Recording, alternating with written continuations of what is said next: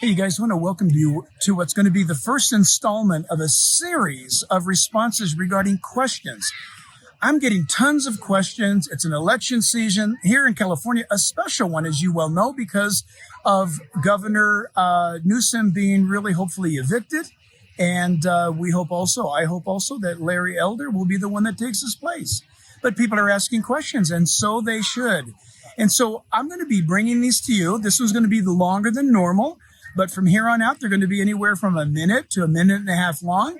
And I'm going to be taking the questions that you are asking me, and we're going to post them and make them available statewide.